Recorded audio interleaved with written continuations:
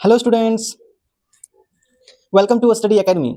Study Academy में आप सभी का स्वागत है। मैं दीपक सर एक संस्कृत का एक नया बहुत ही इंपॉर्टेंट और बहुत ही इंटरेस्टिंग चैप्टर लेके आया हूँ, जो कि महाभारत से रिलेट करता है। महाभारत के एक बहुत ही इंपॉर्टेंट पर्सन है जिनका नाम है कर्ण।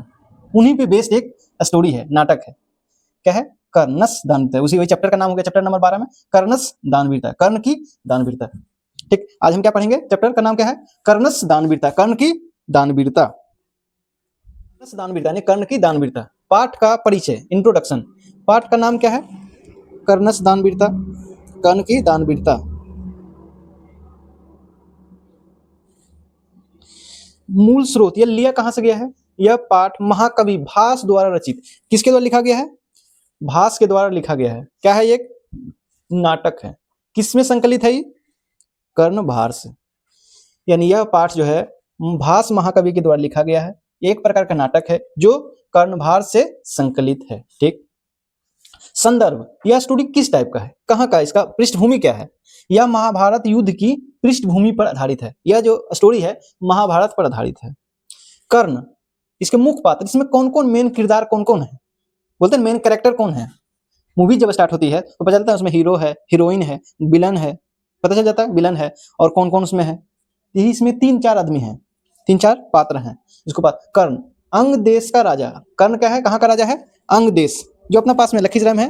मुंगेर जो है, मुंगेर को ही कर्ण की भूमि, यहीं पे पहले कर्ण रहता था। अंग देश की राजा यानी कहाँ? मुंगेर। अभी वर्तमान में कहाँ? मुंगेर में।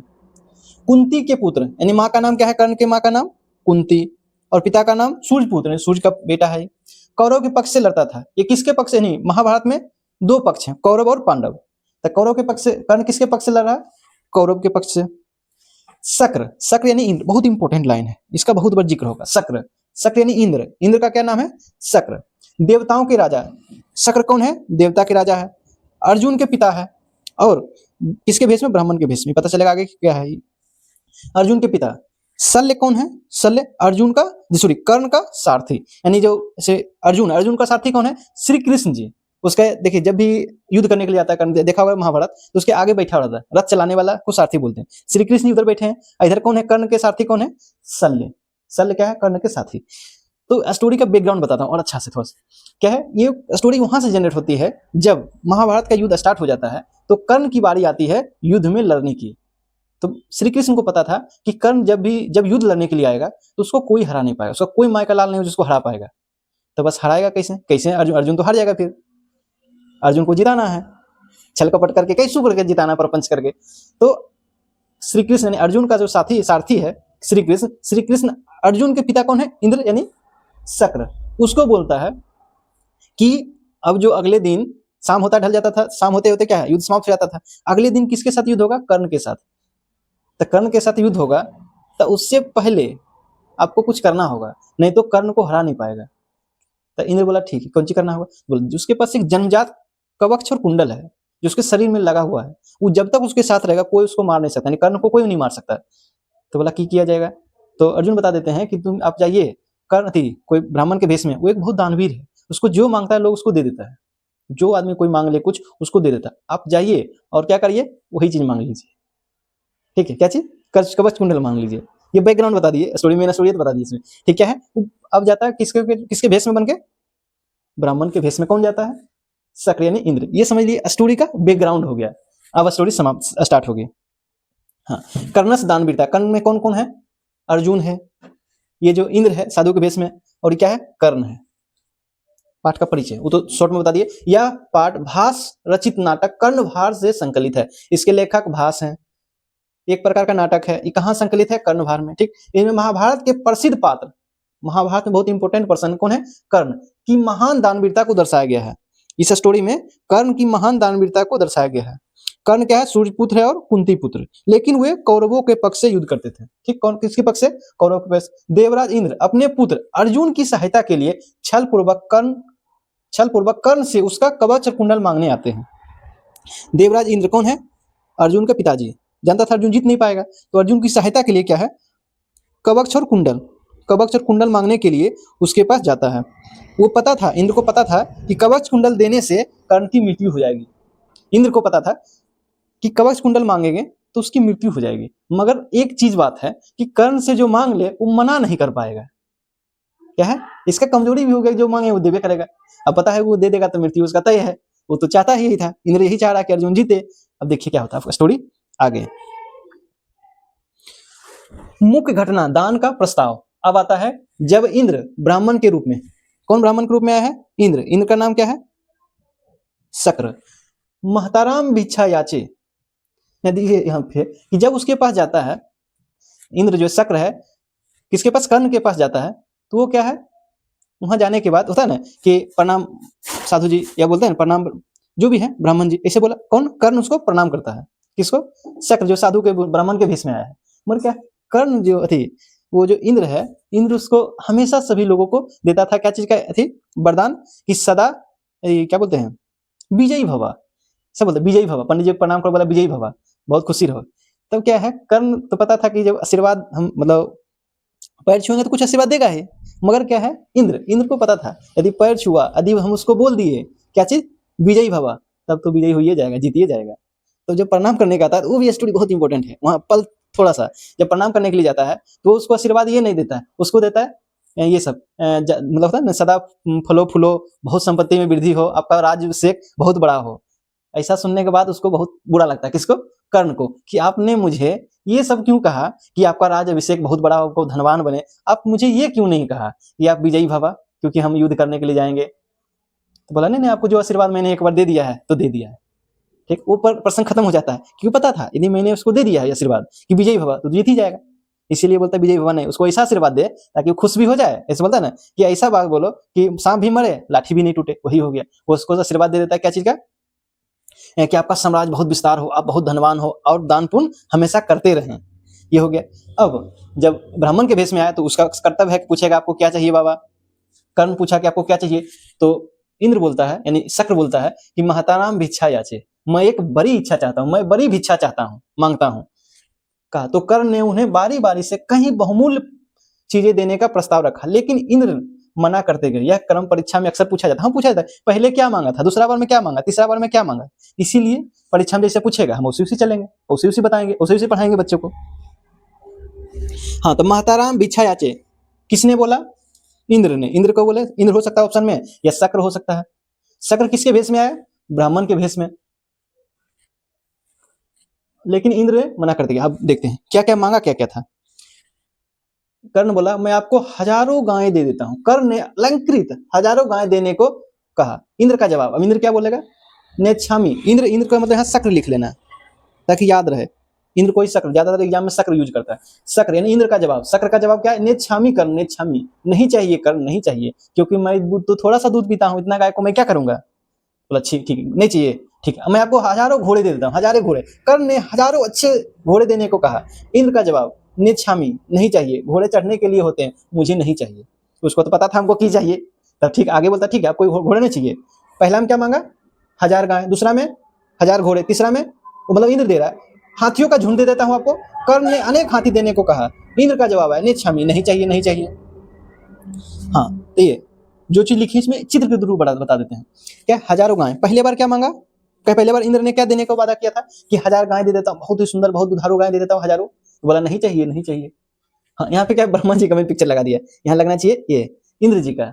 चलो मिस्टेक हो गया, मतलब ठीक है, चलो कोई दिक्कत नहीं।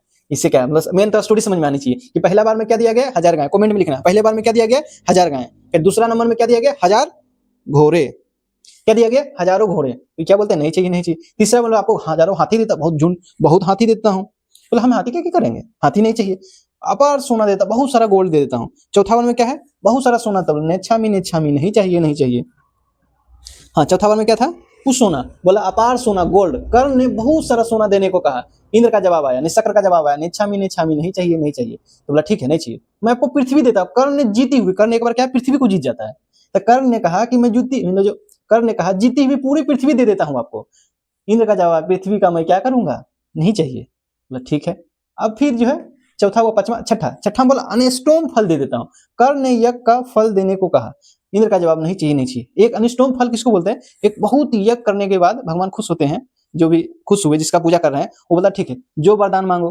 बोला ठीक है, अभी तुमको कुछ नहीं चाहिए। बोला एक ऐसा फल दे देता हूँ जिसको खाने से क्या है, जवान रह सकते हैं, जो चाहते हैं वो इच्छा पूर्ति होने लगेगा। तो बोला मैं आपका ये इतना मेहनत करने के बाद मैंने एक फ्रूट पाया है, यानी अग्नि जो उस टाइम अग्नि को खुश करने के बाद मैंने एक फल पाया है, वो दे देता हूँ। बोला नहीं चाहिए, नहीं चाहिए। बोला ठीक। बोला अपना सर दे देता हूँ, इतना दे रहे हैं, नहीं ले रहे हैं, अपना सर दे दूं। कर्ण ने अपना सिर काट कर देने को कहा।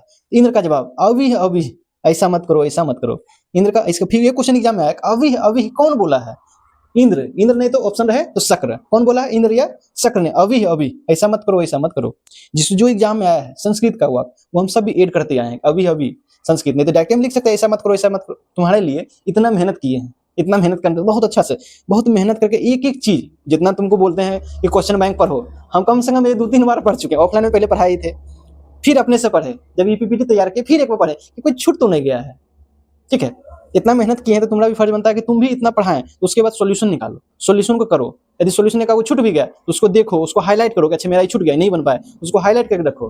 क्वेश्चन बैंक में पढ़ने का क्या तरीका, चैप्टर पहले पढ़ो, तुरंत उसी फटाक दो, उसी टाइम जितना क्वेश्चन है सब क्वेश्चन को लगा लो। कोई क्वेश्चन लगे कि नहीं लिखा गया, ये सब होते हैं, टीचर भी पढ़ाते हैं तो कोई क्वेश्चन नहीं लिखा पाते हैं, ये लिखा है सब क्वेश्चन कितना लिखाएंगे, तो क्वेश्चन दिन नहीं लिखा है तो उसको हाईलाइट कर लो, मार्कर हाईलाइटर रहता है उसे हाईलाइट कर लो, या पेन से या पेंसिल से घेर लो, ताकि जब हम रिवीजन करें तो उस पॉइंट को रिवीजन कर पाए। नहीं तो पता चलेगा ऐसा मार्क नहीं रहेगा किया हुआ, तो क्या हो, क्वेश्चन हमेशा छूटते चल जाएगा। क्लास नोट्स पढ़ेगा उसमें क्वेश्चन ही नहीं मिलेगा वो। ठीक है, अब अगर क्वेश्चन बैंक पढ़ेगा पतला वाला, तो उसमें क्वेश्चन वो मेंशन है, तुमको तुरंत दिख जाएगा। जब चैप्टर खोलेगा, अच्छा ये पढ़ना, ये नहीं है मेरे पास, इसीलिए उसको हाईलाइट करके रखो। क्या था, कहां तक पढ़े थे कि 5वां में पृथ्वी, 6ठा में अग्निफल, 7वां में सिर, 100 से 7, 100 से सिर, 8वां नंबर क्या, कवच और कुंडल। अंत में कर्ण ने अपना जन्मजात जन्म लिया था, उसी के साथ उसके शरीर में एक कवच और कुंडल लग गया था।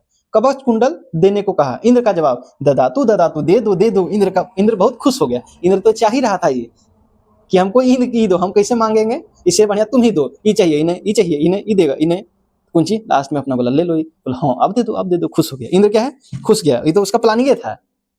4 को उधर हो गया। 5वां नंबर क्या है, पो से 5, पो से पृथ्वी। 5 और 5 याद करने का ट्रिक हो गया, पो से 5, पो से पृथ्वी याद रखना है। 6 में क्या है, फल, अग्नियोष्टम फल। 7वां नंबर में क्या है, अभी अभी, यानी 7वां नंबर में 7 और 7 से सोरो सर याद रखना। 100 से 7, 100 से सर, ये समझो ट्रिक है, मतलब थोड़ा सा भी किसी तरह से याद हो जाए कि 100 से 7, 100 से सर, पो से 5, पो से पृथ्वी, कम से कम 2 को तो याद हो गया, ऑप्शन छाड़ सकते हैं इसमें। और लास्ट में क्या है, 8वां में जो सब में कवच कुंडल पहने हुए, कवच कुंडल है, कवच कुंडल है, कवच कुंडल है, इसमें नहीं है। लास्ट में क्या है, वो अपना कवच कुंडल उतार के इंद्र को, शक्र को दे देता है। ये बहुत खुश हो जाता है। इतना देता नहीं, बोला कि ठीक दे देते हैं, बोला हाँ दे दीजिए दे दीजिए। तो उसका जो सारथी था, जो रथ चलाता था, कौन है, शल्य। शल्य का विरोध, शल्य इसका विरोध करता, नहीं नहीं कर्ण ऐसा मत करिए, क्योंकि अगले दिन आपको महाभारत में लड़ाई करने के लिए जाना है, दे दीजिएगा तो कैसे लड़ पाइएगा। शल्य का विरोध और कर्ण का उत्तर। जब कर्ण कवच और कुंडल देने को तैयार हुए तो उसके सारथी का नाम क्या है, शल्य। बहुत इंपॉर्टेंट है, एग्जाम में पूछा गया बहुत बार। उन्होंने रोका और कहा ना दात्यम ना दात्यम। कौन बोला है ना दात्यम ना दात्यम, यही क्वेश्चन पूछा है कि ना दात्यम कौन बोला है, शल्य। शक्र नहीं मार देना, शक्र में इंद्र, शल्य दोनों लगता है मिला जुला, एगो शक्र एगो शल्य। शक्र कौन है, इंद्र, अर्जुन का पिताजी। शल्य क्या है, कर्ण का सारथी। कौन बोला है, शल्य। ना दात्यम मत दीजिए मत दीजिए। इस पर कर्ण ने शल्य को समझाते हुए यह प्रसिद्ध श्लोक कहा। क्या है, प्रसिद्ध श्लोक है, वो सुनाया उसको। शिक्षा क्षयम गच्छति काल पर्यात, सुबर्ध मूला निपतंती पादपः। यानी कि अर्थ इसका है, और 2 लाइन होगा, समय बीतने पर शिक्षा नष्ट हो जाती है। क्या है, समय के साथ धीरे धीरे शिक्षा क्या है, बहुत विद्वान है, धीरे धीरे बूढ़ा होते होते कैसा माइंड में रह पाता उतना चीज, धीरे धीरे भूलने लगते हैं। तो ये बोला समय बीतने पर शिक्षा नष्ट हो जाती है। मजबूत जड़ों वाला वृक्ष भी गिर जाते हैं, बहुत जो स्ट्रॉन्ग पेड़ है वो भी टाइम बूढ़ा होते होते धीरे धीरे क्या है, वो भी गिर जाता है। नदी तालाब का जल सूख जाता है, नदी तालाब भी धीरे धीरे से, क्यों नदी बहुत बड़ी नदी होती थी, आज क्या है, नाला बन गया है, नाला धीरे धीरे वो सूख जाएगा। नदी तालाब का जल सूख जाता है, लेकिन किया गया हवन और दिया गया दान कभी नष्ट नहीं होता। क्या बोला, किया गया हवन और दिया गया दान कभी नहीं नष्ट होता है, वो सदैव स्थिर रहता है, अर्थात दान की महिमा अमर है। क्या बोला, अर्थात दान की महिमा अमर है। किया गया हवन जो करते हैं, हवन पंडित जी कराता है, और दान जो देता है वह क्या है, कभी भी नष्ट नहीं होता, वह सदैव स्थिर रहता है, इसीलिए मुझे यह देने दीजिए। अब पिक्चर समझाता हूँ। जब इन्होंने सोचा कि ये कवच कुंडल खोल खोल के मैं दे देता हूँ, तो ना दात्यम कौन बोल रहा है? ये कौन है? शल्य या शक्र?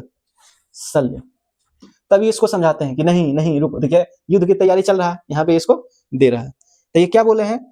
स्कूल देखो ढहते हुए, कि समय के साथ, स्कूल मतलब विद्या को समझाया गया, स्कूल यानी विद्या जो समय के साथ धीरे धीरे नष्ट हो जाता है। ये पेड़ कितना विशाल पेड़ है, धीरे धीरे ये भी गिर जाता है, और जो नदी बहुत बड़ा, धीरे छोटा छोटा होते होते नदी का पानी सूख जाता है।